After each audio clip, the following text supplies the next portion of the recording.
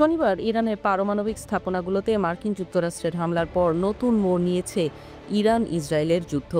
একদিকে ইরান বলছে পারমাণবিক কেন্দ্রগুলোর খুব বেশি ক্ষতি হয়নি, অন্যদিকে যুক্তরাষ্ট্রের দাবি ইরানের 3টি পারমাণবিক কেন্দ্র ধ্বংস করে দিয়েছে তাদের বিমান বাহিনী। এই ঘটনার পর থেকেই সংঘাতের মাত্রা বাড়িয়েছে ইরান ও ইসরায়েল।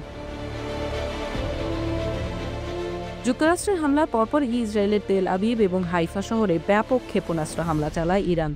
2 দফায় 27টি ক্ষেপণাস্ত্র ছোড়া হয়। আধা ঘন্টারও কম সময়ের ব্যবধানে এই হামলা চালায় ইরান।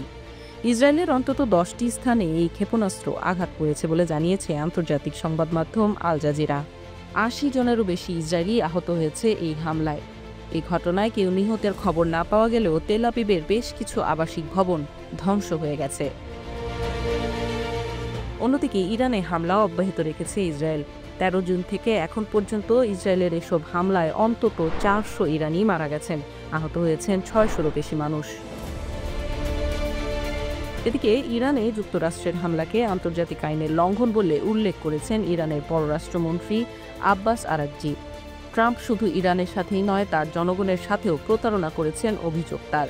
মুসলিম দেশগুলোর সাথে বৈঠক শেষে সোমবার রাশিয়ার প্রেসিডেন্ট পুতিনের সাথে বৈঠকের কথাও জানান আব্বাস। বলেন, ইরানের পরবর্তী পদক্ষেপ সম্পর্কে গুরুত্বপূর্ণ আলোচনা করতেই মস্কো যাচ্ছেন তিনি।